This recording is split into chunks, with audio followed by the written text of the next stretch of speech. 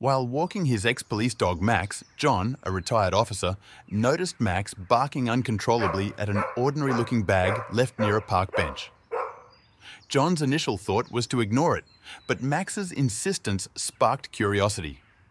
The bag remained untouched as John later returned to the scene. Something about Max's unusual behavior wouldn't let him shake the feeling that something significant was being missed. Revealing the contents would lead to a spine-chilling discovery that neither John nor the police could have anticipated. John tugged at Max's leash. "Come on, buddy, let's go," he said, thinking it was just another distraction. Max hesitated, but eventually followed. John tried to dismiss the incident. They continued their walk, but John glanced back at the bag, still unclaimed by the park bench. He couldn't brush off the sense that maybe Max's instincts were honed for a reason. Still, he decided to continue their walk and let it go for now. As they walked, John couldn't ignore Max's unusual behavior. "What's up with you today?" John asked, more to himself than to Max. He noted the exact location of the bag, telling himself that he'd just circle back later. Something wasn't adding up. Max was trained to detect danger, and John knew better than to completely disregard his instincts. Later that night, John sat in his living room, unable to shake off the incident with the bag. His mind kept replaying Max's frantic barking. "All right, let's go," he said, grabbing his coat and Max's leash. They headed back to the park. The streets were quiet, adding an eerie feel to his mission. When they arrived, the park was empty. John approached the bench where they first saw the bag. John scanned the area and found the bag still there, untouched and innocuous looking. He walked over, feeling a mix of curiosity and caution. He squatted down to get a closer look, but didn't touch it. "What's so special about this bag, Max?" he muttered. Max sniffed around it, but didn't bark this time. Unsure of what to do next, John decided to wait until morning to involve Max again. Back home, John contemplated the gravity of the situation. He knew Max's training was impeccable, and the dog wouldn't have reacted without a valid reason. He decided to involve Max again the next day. "We'll check it out one more time," he said to Max, who seemed to understand. John told himself he'd contact an old friend if the bag was still there come morning.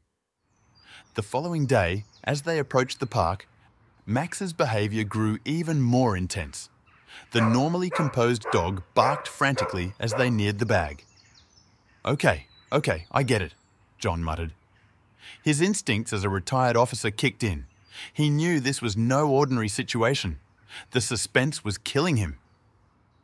He reached for his phone, ready to get some professional help involved. John called his old friend, Detective Sarah. "Sarah, it's John. I have a situation at the park," he explained. Sarah listened carefully, her voice serious. "Sounds like something's off. I'll have someone check it out," she said. John felt a bit more at ease knowing help was on the way. He waited by the entrance of the park, observing Max's restless demeanor.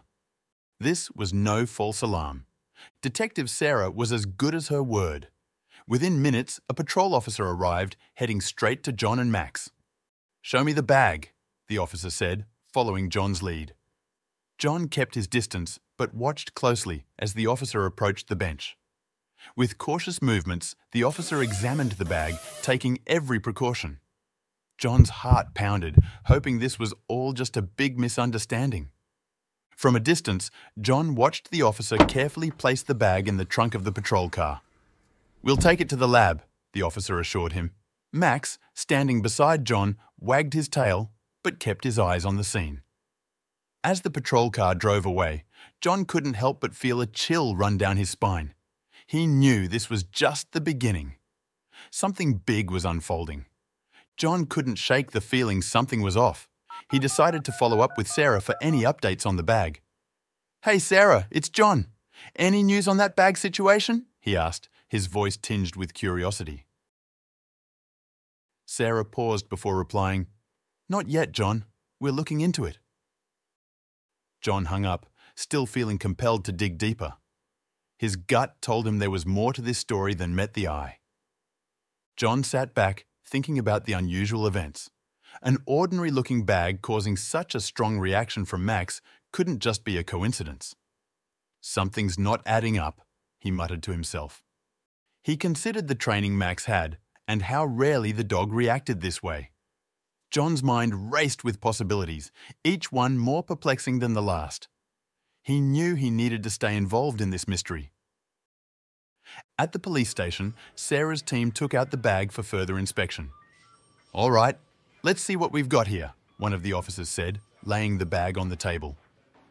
They started by checking the surface, examining the exterior thoroughly. "Looks pretty standard," a junior officer remarked. Nothing unusual was apparent from the outside. Still, the team proceeded with caution, knowing that sometimes the surface doesn't show the full story. The officers began to dig deeper into the bag.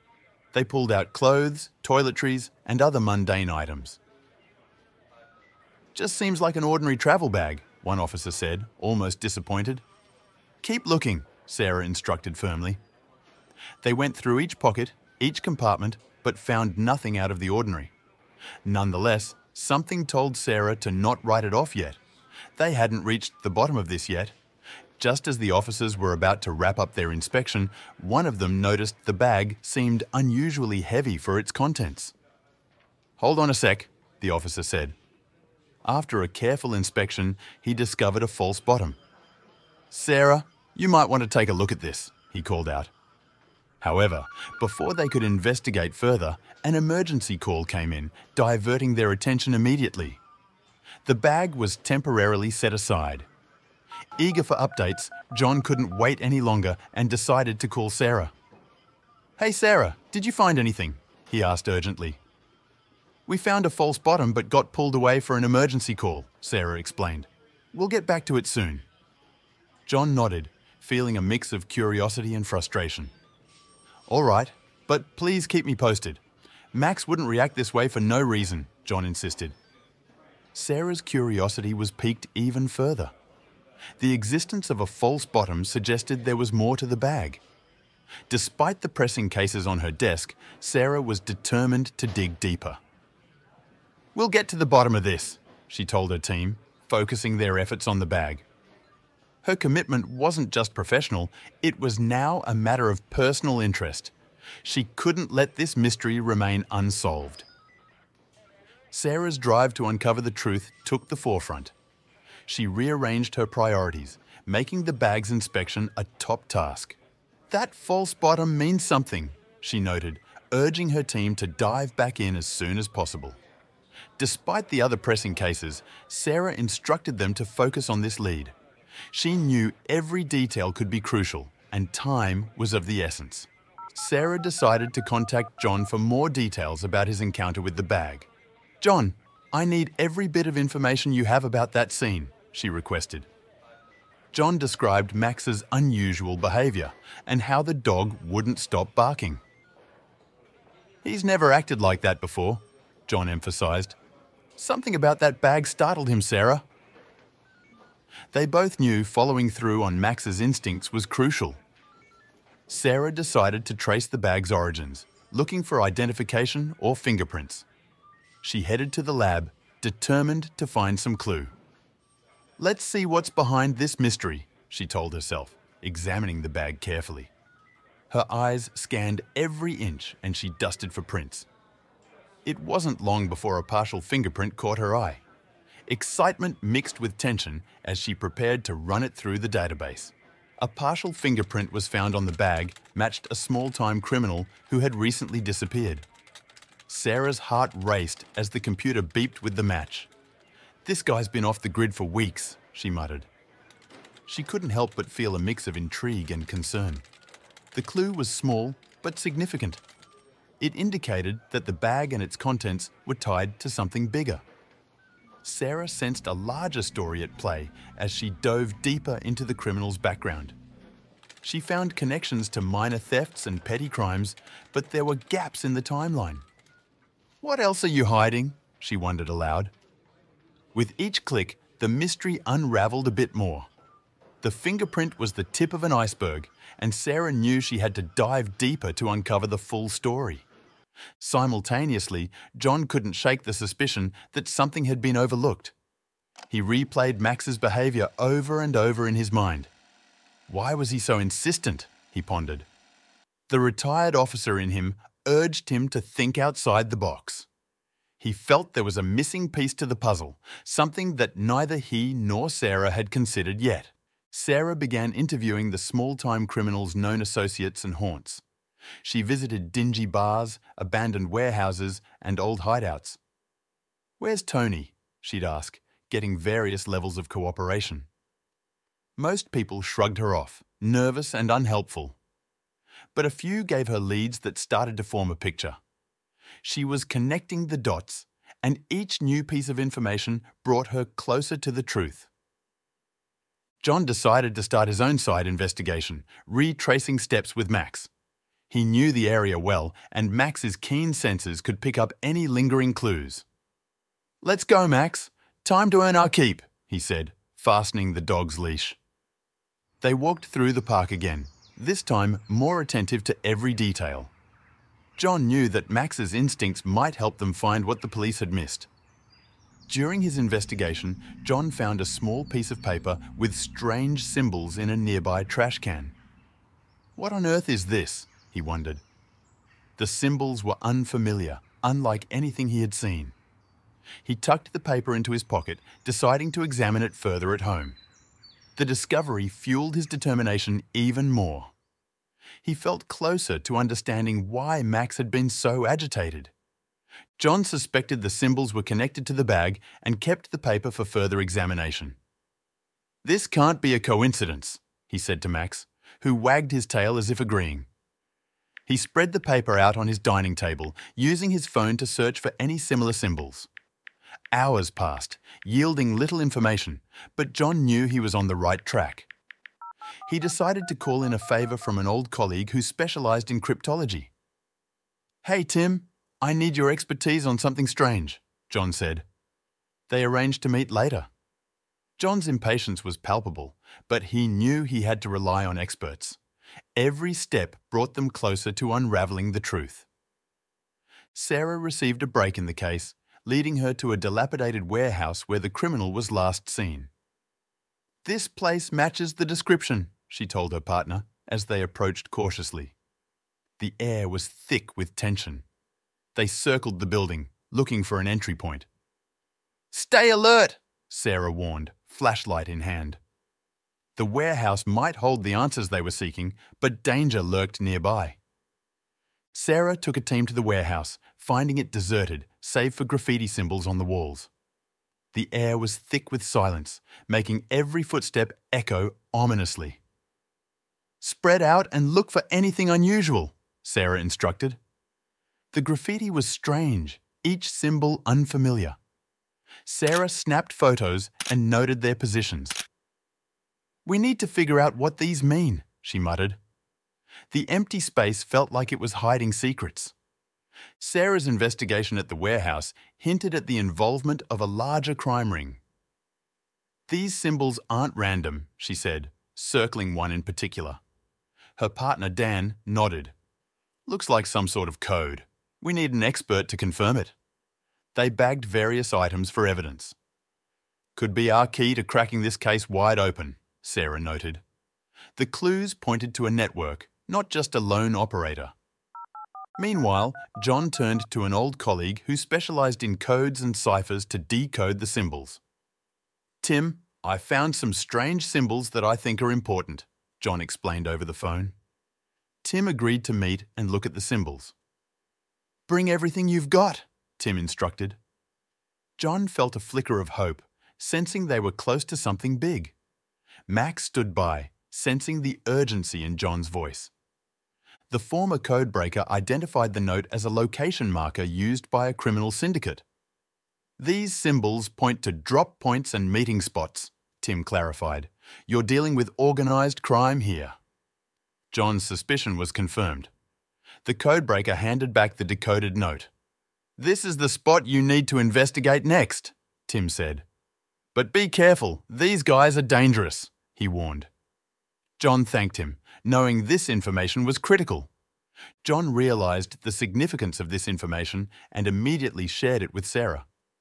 "Sarah, we've got something big," he said over the phone. He explained how the symbols were markers used by a criminal syndicate. "We need to act fast," he urged. Sarah agreed. "I'll rally the team. We can't let this slip through our fingers," she responded. "Let's prepare for our next move," Sarah directed. There was no room for error as they moved to dismantle the network. John and Sarah decided to pursue the lead to an abandoned building on the outskirts of town. "This place matches the decoded symbol," Sarah said, studying the map. They drove there in separate cars, communicating via radio. "Stay sharp," John advised. The building looked ominous, with broken windows and overgrown weeds. As they approached, Max began to growl. "He's onto something," John said, tightening his grip on the leash. At the building, they found signs of a drug-dealing den indicating deeper criminal activity. "This place is a goldmine of evidence," Sarah whispered, scanning the room. Syringes, baggies and scales were scattered around. "Looks like they've been using this place for a while," John observed. They documented everything, knowing this was crucial for their case. "This ties into the larger network," Sarah added, photographing the scene meticulously. They discovered markings indicating that children might be kept here. "Look at this drawing," Sarah said, pointing to a crude sketch on the wall. John examined it closely. "It's a kid's drawing," he confirmed. The thought of children being involved made their mission even more urgent. "We need to get them out," Sarah said sternly. They carefully noted all signs and prepared to report back. This changed everything. Sarah's team meticulously planned a raid to prevent tipping off the criminals. "We go in fast, get the kids out, and apprehend whoever's here," Sarah instructed. Maps and blueprints were spread out on the table. "Every second will count," John added. The team geared up, double-checking their equipment. "Let's make this count," Sarah said, her voice firm. They moved out, knowing that this raid could save lives and bring down a critical part of the network. The raid day finally arrived. John joined the team as a consultant, using his vast experience to guide them. "Remember, the priority is to get those kids out safely," he reminded everyone. Officers double-checked their gear and reviewed their roles. "We've trained for this. Stick to the plan," Sarah reassured the team. John glanced at Max, who seemed to understand the weight of the moment. Breaking into the building, the officers moved swiftly. "Clear!" one officer yelled as they entered each room. The operation was tightly coordinated, ensuring minimal risk. John stayed back, eyes scanning for any threats. In one corner, they uncovered piles of drugs, evidence of a substantial illegal operation. "Bag it all!" Sarah ordered. John's heart raced. They were finally shutting down a major part of the network. The drug haul was significant, but the mission wasn't over. More shocking than the drugs was discovering several malnourished teenagers locked in a dingy room. "Over here!" an officer called out. Sarah rushed in, followed by medical personnel. "We're here to help you," she said softly, trying to calm the frightened kids. Their hollow eyes spoke of immense suffering. "Get them out and to a hospital," John directed.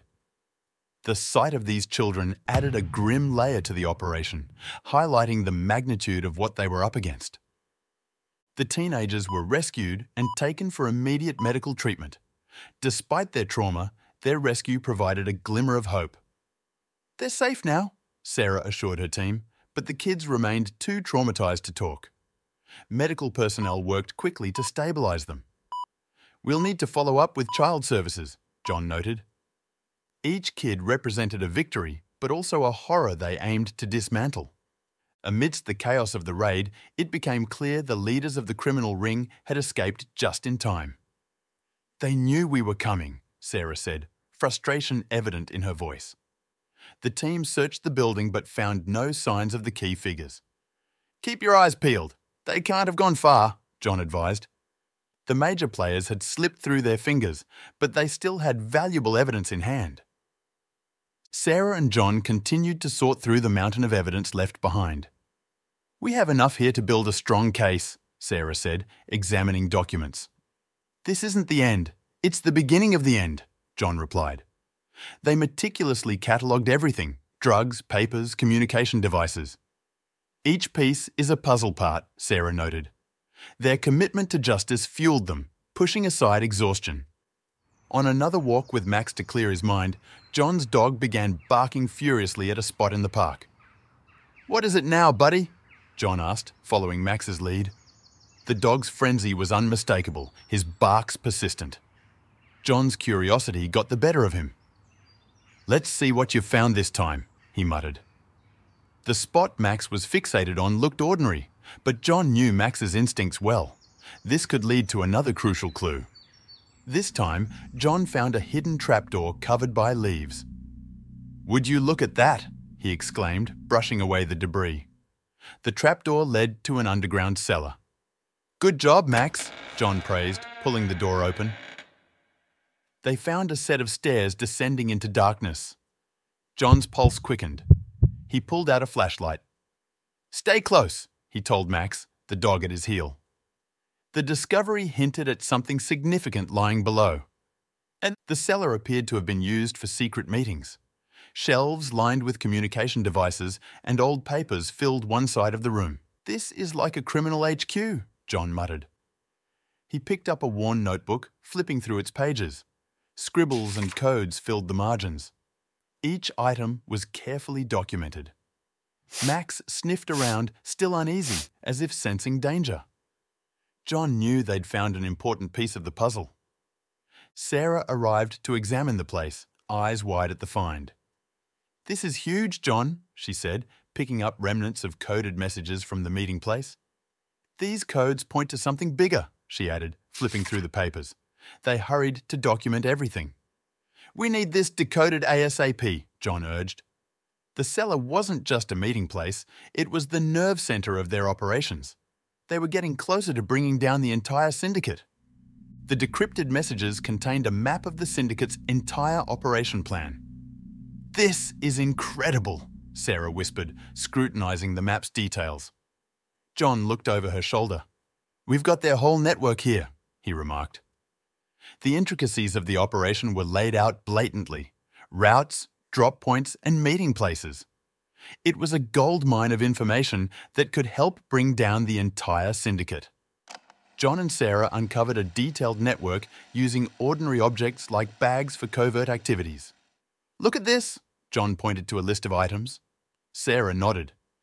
"They've been hiding in plain sight," she said. They found references to everyday items used to pass messages and goods undetected.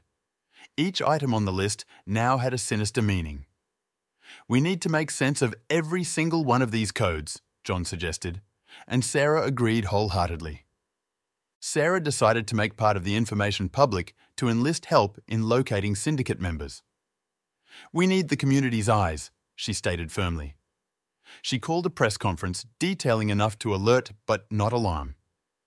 "If you see anything suspicious, report it immediately," she urged. The response was immediate. Tips began pouring in.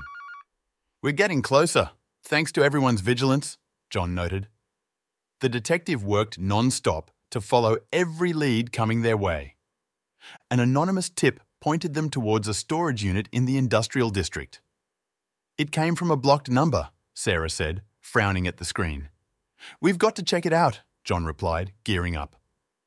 The unit, located in a grimy, forgotten corner of town, looked suspiciously ordinary. Sarah couldn't shake the feeling that this was a trap or a treasure trove. "We've got to move," she urged the team. They had no time to waste. They prepared for another raid, hoping to dismantle the remaining parts of the syndicate. "This could be our last big move," Sarah briefed her team, eyes steely with determination. John checked his gear as Max stayed alert by his side. "We go in quiet, get all the evidence, and get out safely," he instructed. The stakes were high, and everyone knew it. "Let's hit them where it hurts," Sarah added. Their plan was clear and precise. The final raid revealed a high-end yet illegal human trafficking operation in its early stages. "This is more horrifying than we imagined," Sarah said, aghast at the findings. Rows of computers and files detailed transactions and agreements. "We need to shut this down now," John exclaimed. The operation was far-reaching, targeting vulnerable individuals. They seized evidence and made arrests, but their work had only just begun. It was a crucial victory in a long war. Among the evidence, they found a ledger detailing transactions and identities of missing persons. "This is a log of every awful thing they've done," Sarah said, flipping through the pages. John's stomach churned as he recognized some names from recent missing persons reports. "These are real people," he said, anger underlying his words. Each entry was a story of misery and loss. They needed to get this information to all relevant agencies. Time was critical. The ledger shockingly revealed a connection to the bag they initially found in the park. Sarah's eyes widened as she read aloud. "This can't be a coincidence," John interjected.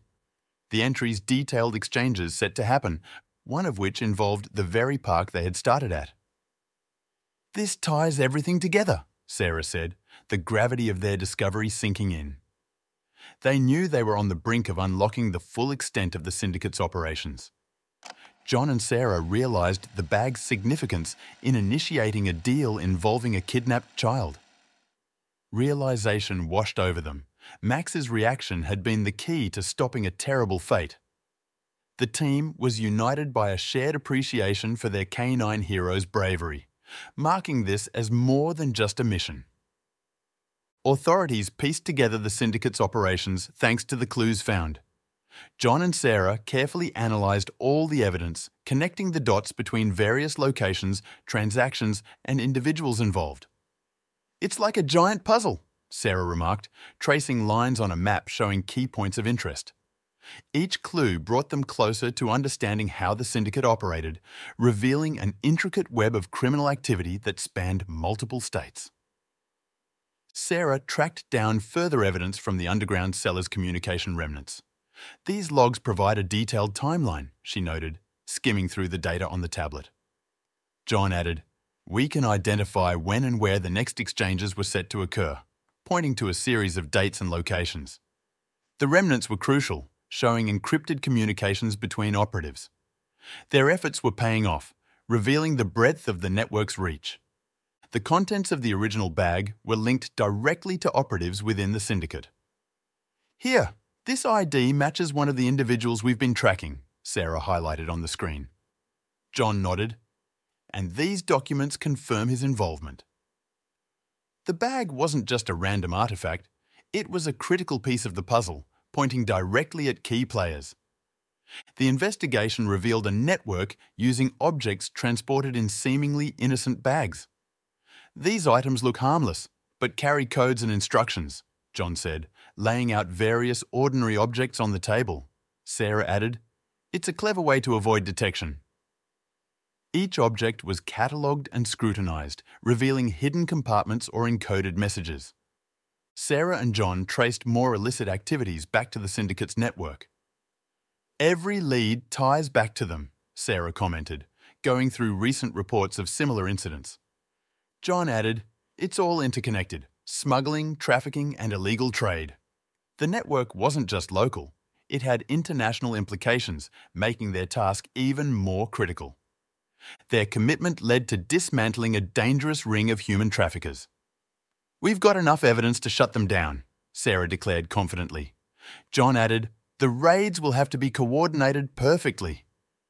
They initiated a series of synchronized strikes, bringing down key locations and arresting numerous operatives. The operation required meticulous planning and swift execution, ensuring minimal risk to the victims. Their hard work culminated in the successful dismantling of a ruthless trafficking ring. Max was hailed as a hero for his role in initiating the discovery. "Good boy, Max," people said, giving him treats and pats. John proudly recounted how his faithful companion had been crucial in the investigation. "Without Max, we might not have cracked this case," Sarah admitted, acknowledging the dog's invaluable contributions. John and Sarah reflected on the unexpected series of events sparked by Max's instincts. Who knew a walk in the park would lead to this? John mused, patting Max on the head. Sarah smiled. Sometimes the most extraordinary things start from the simplest moments. The community praised the efforts of the ex-police dog and the relentless detectives. "You've made our town a safer place," a local official said during a small ceremony. Max received a medal for bravery, much to John's delight. "I'm proud of you, buddy," he said as Max wagged his tail. The detectives' relentless pursuit had earned them admiration and gratitude. The case had brought the community together, showing the power of determination and teamwork. Thanks to Max and their combined efforts, the child was saved and a dangerous ring was dismantled. "We did it," Sarah said, her voice filled with relief. John nodded. It was all worth it. The child, now safe and in protective care, symbolized the success of their mission. Their work had made a significant impact, removing dangerous elements from society. Max's role was cemented in town history, a hero who had helped bring justice and save lives.